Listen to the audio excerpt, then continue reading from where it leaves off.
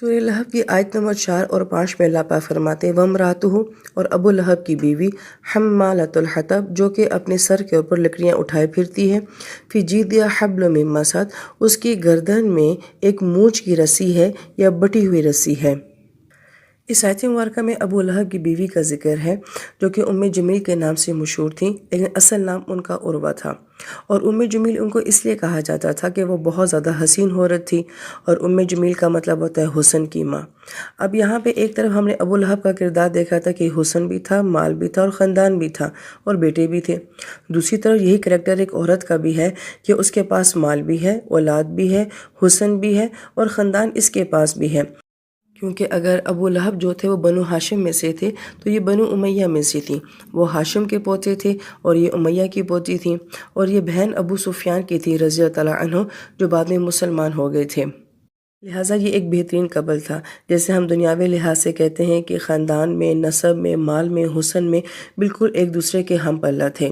اہل علم یہ فرماتے ہیں کہ یہاں پہ مرد کے ساتھ ایک عورت کا کریکٹر کیوں جو ہے وہ بیان کیا گیا ہے، اس کی وجہ یہ ہے کہ عموماً ایسے مردوں کے پیچھے عورت کا کردار بہت مضبوط نظر آتا ہے۔ ہم یہ دیکھتے ہیں کہ مردوں کی زندگی میں اتنا ریا دکھاوا نہیں ہوتا ہے، یہ سارا ریا دکھاوا جو ہوتا ہے یہ عموماً بیگمات کے اندر ہوتا ہے، ان کے کپڑے، ان کے پرس، ان کی جولری، یہ سب کچھ عورتوں کے اندر ہوتا ہے۔ لہٰذا وہ اپنی زندگی میں اپنے مردوں کو غلط زندگی کے اوپر ابھارتی رہتی ہیں یا ان کے منفی کاموں میں ان کو سپورٹ کرتی رہتی ہیں، تاکہ ان کی زندگی کی جو آسائشیں ہیں وہ برقرار رہیں۔ مفسرین یہ فرماتے ہیں کہ نبی علیہ السلام سے دشمنی اور نفرت میں یہ عورت ابو لہب سے بالکل بھی کم نہیں تھی، چونکہ یہ ایک شاعرہ عورت تھی تو یہ نبی علیہ السلام کے خلاف بہت بری شاعری کیا کرتی تھی، اور آپ علیہ السلام کو محمد صلی اللہ علیہ وآلہ وسلم کی بجائے یہ مزمم کہتی تھی، کیونکہ محمد صلی اللہ علیہ وآلہ وسلم کا مطلب ہوتا ہے کہ وہ ہستی جس کی بہت زیادہ تعریف کی گئی ہو، اور مزمم کا مطلب بنتا ہے کہ وہ انسان جس کی بہت زیادہ مذمت بیان کی گئی ہو۔ اور جب نبی علیہ السلام سے یہ بات کہی جاتی کہ اللہ کے نبی وہ آپ کو مزمم کہتے ہیں، تو آپ علیہ السلام فرماتے مجھے تو نہیں کہتے، میں تو محمد ہوں، وہ تو مزمم کو برا بلا کہتے ہیں۔ تو گویا کہ ان کی طرف سے کی جانے والی اتنی شدید بدتمیزی کو نبی علیہ السلام اتنے خوبصورت انداز کے ساتھ نظر انداز فرما دیا کرتے تھے۔ پھر جب یہ صورت مبارکہ نازل ہوتی ہے اور اس میں وہ اپنے کردار کو سنتی ہے تو شدید غصے کی حالت میں بھڑک جاتی ہے، اور بیت اللہ شریف کے پاس آتی ہے کہ آج میں نبی علیہ السلام کو نہیں چھوڑوں گی۔ نبی علیہ السلام ابو بکر صدیق عنہ کے ساتھ جو ہے بیت اللہ شریف میں بیٹھے ہوتے ہیں، تو جب ابو بکر صدیق دیکھتے ہیں کہ وہ آ رہی ہے تو آپ کو شدید خدشہ ہوتا ہے کہ وہ کوئی بہت بڑی بدتمیزی کرے گی، تو نبی علیہ السلام سے کہتے ہیں کہ اللہ کے نبی وہ آ رہی ہے۔ آپ علیہ السلام نے فرمایا کہ آنے دو، وہ مجھے نہیں دیکھ سکے گی، اور جب وہ وہاں پہ آتی ہے تو اس کو نبی علیہ السلام نظر نہیں آتے، تو وہ کہتے ہیں کہ تمہارا نبی کہاں گیا ہے کہ جس نے میرے بارے میں یہ سب باتیں کہی ہیں؟ تو ابو بکر فرماتے ہیں رضی اللہ عنہ کہ نبی نے یہ سب باتیں نہیں کہی ہیں، بلکہ اللہ نے یہ سب باتیں تمہارے لیے کہی ہیں۔ پھر آیت مبارکہ میں حمالۃ الحطب کا لفظ استعمال کیا گیا ہے۔ مفسر کرام یہ فرماتے ہیں کہ اس کو یہ نسبت کیوں دی گئی ہے، اس کی ایک وجہ تو یہ ہے کہ یہ چغل خور عورت تھی، یہ نبی علیہ السلام اور صحابہ کرام کو تکلیف پہنچانے کے لیے ان کی چغلیاں لگایا کرتی تھی، اور جو چغلی لگانے والا شخص ہوتا ہے تو وہ خاندانوں اور افراد کے درمیان میں آگ لگاتا ہے، اور آگ لگانے کے لیے لکڑیاں استعمال ہوتی ہیں، تو اس مناسبت سے اس کو لکڑی اٹھانے والی عورت کہا گیا ہے۔ دوسری وجہ یہ بیان کی جاتی ہے کہ یہ عورت جنگل سے خاردار لکڑیاں اٹھا کے جمع کرتی تھی اور نبی پاک صلی اللہ علیہ وآلہ وسلم کے راستے میں بچھا دیا کرتی تھی تاکہ آپ علیہ السلام کو تکلیف ہو، تو اس کی اس خصلت کی بنا کے اوپر اس کو حمالۃ الحطب کہا گیا ہے۔ اور ایک اور مفسرین کرام کو یہ بھی ملتا ہے کہ ایسا معاملہ اس کے ساتھ جہنم میں ہوگا کہ وہ اپنے شوہر پر جہنم کے درختوں، زقوم وغیرہ کی لکڑیاں لا کر ڈالے گی تاکہ اس کی آگ اور بھڑک جائے، جس طرح سے دنیا میں وہ اس کے کفر اور ظلم کو بھڑکاتی تھی، آج آخرت میں جہنم کے عذاب کو اس کے بھڑکانے کا سبب بنے گی۔ مفسرین کرام جو ہے ان آیات کا آپس میں بہت خوبصورت ربط بیان کرتے ہیں کہ ابو لہب کو لہب کہا گیا ہے، اور لہب چنگاری اور شعلے کو کہا جاتا ہے، اور شعلے کو بھڑکنے کے لیے ایندھن چاہیے ہوتا ہے، اور ایندھن کے لیے سب سے بہترین چیز جو ہوتی ہے وہ خشک لکڑیاں ہوتی ہیں۔ تو گویا کہ ابو لہب چنگاری تھا، شعلہ تھا، اور اس کو جلانے کے لیے ایندھن اس کی عورت یعنی کہ اس کی بیوی تھی۔ آیت مبارکہ میں حمال کا لفظ استعمال کیا گیا ہے جو کہ فعال کے وزن کے اوپر ہے، اور اس کا مطلب ہوتا ہے کسی کام کو بار بار کرنا اور انتہائی مہارت کے ساتھ کرنا، یعنی کہ یہ عورت اپنے شوہر کو غلط کام کے بھڑکانے میں یا پھر یہ عورت چغل خوری کرنے میں انتہائی مہارت رکھتی تھی۔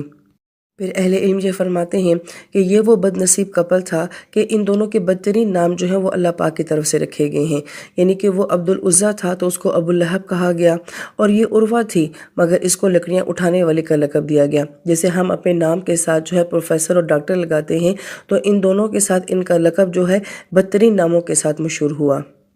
حمال کے صیغے کے اوپر مفسرین کرام جو ہے ایک بڑا خوبصورت لغوی نقطہ یہ بیان کرتے ہیں کہ حمال کا مطلب ہوتا ہے ایک کام کو بار بار کرنے والا۔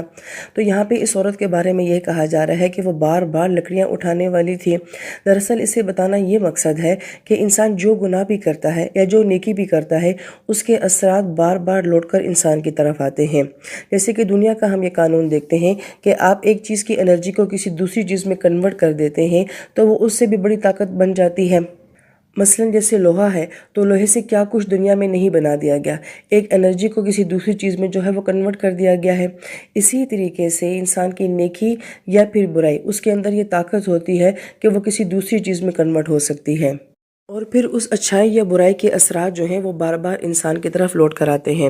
اس کی دلیل میں وہ حدیث مبارکہ پیش کی جاتی ہے کہ آپ علیہ السلام نے فرمایا کہ جس نے دنیا میں کوئی اچھا طریقہ رائج کیا، کسی اچھے کام کی ابتدا کی، تو جب تک وہ کام دنیا میں ہوتا رہے گا اس کا اجر اس کام کے شروع کرنے والے کو ملتا رہے گا۔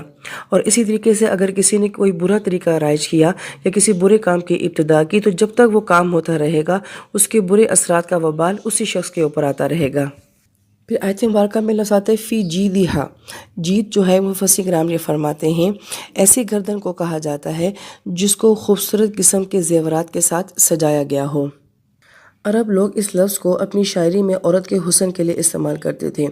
ہم اس کو آج بڑے اچھے طریقے سے سمجھ سکتے ہیں کہ جب ڈیپ گلے پہنے جاتے ہیں اور اس میں ہار پہنا جاتا ہے تو وہ بہت نیچے تک آتا ہے، اور یہ اس کے گردن کا بڑا خوبصورت حصہ ہوتا ہے جو سامنے والے کو اپیل کرتا ہے، اس گردن کے حصے کو جید کہا جاتا ہے۔ اس لفظ سے اس عورت کے حسن کی طرف بھی اشارہ ہوتا ہے، جیسے کہ اس کو ام جمیل کہا جاتا تھا، انتہائی وہ خوبصورت عورت تھی۔ اور بعض مفسرین فرماتے ہیں ایک ہلکا سا اشارہ جو ہے اس کے کردار کی طرف بھی بیان کیا جاتا ہے کہ وہ عورت جو اپنے حسن کو بہت زیادہ نمایاں کرتی ہو اور اپنے آپ کو بہت زیادہ زیورات کے ساتھ سجاتی ہو اور لوگوں پر اس کو ظاہر بھی کرتی ہو، تو انسان کے ذہن میں ایک منفی کریکٹر ہے جو آتا ہے۔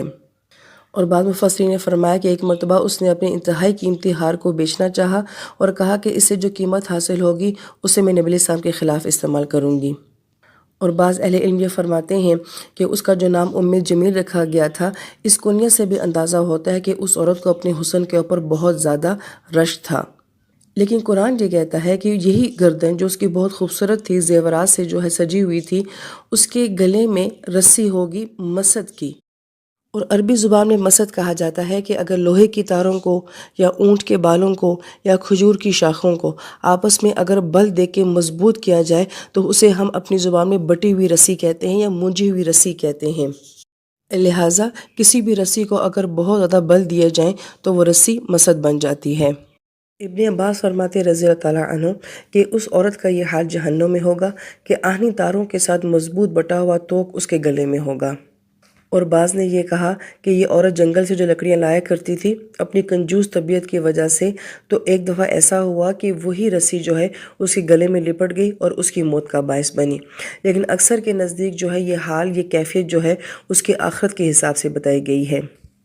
اور بعض اہل علم نے یہ بھی کہا کہ یہ وہ گلا تھا جسے نبی علیہ السلام کے خلاف شاعری نکلتی تھی اور ایسے طنز اور باتیں نکلتی تھی جو آپ علیہ السلام کو دکھ دیتی تھی، لہٰذا ایسی گردن جو ہے وہ کل آخرت میں بہت ہلاکت میں ہوگی۔ مفسرین کرام اس صورت مبارکہ کے جو نکات بیان کرتے ہیں وہ یہ کہ پہلی بات تو یہ کہ صورت مبارکہ میں ایک کپل کو بیان کیا گیا ہے، لہٰذا ہم دنیا میں یہ دیکھیں کہ ہم دنیا میں جو کپل ہیں ہم ایک دوسرے کے ساتھ نیکی میں سپورٹ کرنے والے ہیں، کیونکہ شادی بھی ایک صدقہ جاریہ ہوتی ہے، تو کیا ہمارا تعلق ایک دوسرے کے لیے صدقہ جاریہ بن رہا ہے، نیکی کے کاموں میں تعاون کرنے والا بن رہا ہے، یا کہیں ایسا تو نہیں ہے کہ ہم اپنے گھروں میں یا اپنے شوہروں کے لیے جو ہیں حمالات الحطب بنی ہوئی ہیں، ان کے گلوں کی رسی بنی ہوئی ہیں۔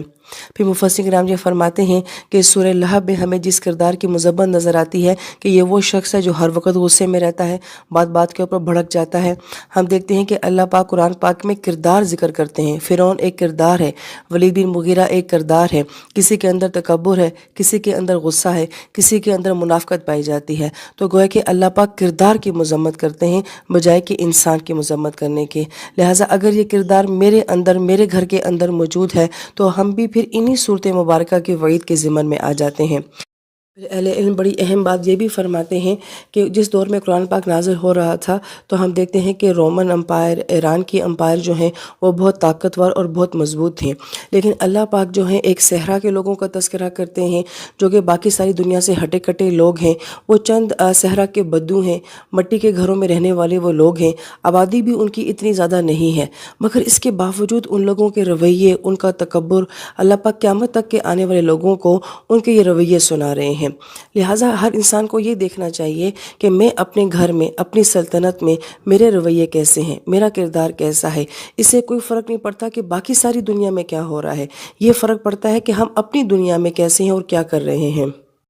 لہٰذا اس صورت مبارکہ کا موضوع جو ہے وہ ایک میاں بیوی کا کردار ہے، اس لیے قرآن جو ہے وہ بدترین کپل کو بھی بیان کرتا ہے اور بہترین کپل کو بھی بیان کرتا ہے۔ قرآن یہ کہتا ہے کہ بہترین شوہر اور بدترین بیوی نوح علیہ السلام اور لوط علیہ السلام کے ساتھ معاملہ ہے، بدترین شوہر اور بہترین بیوی فرعون اور آسیہ علیہ السلام کا معاملہ ہے، بہترین ماحول کے اندر پرورش پانے والی عورت مریم علیہ السلام کا معاملہ ہے، اور بہترین شوہر اور بہترین بیوی نبی پاک صلی اللہ علیہ وآلہ وسلم اور آپ علیہ السلام کی ازواج ہیں۔ اور اس صورت مبارکہ میں بدترین شوہر اور بدترین بیوی کا کردار بیان کیا گیا ہے جو کہ ابو لہب اور ام جمیل ہیں۔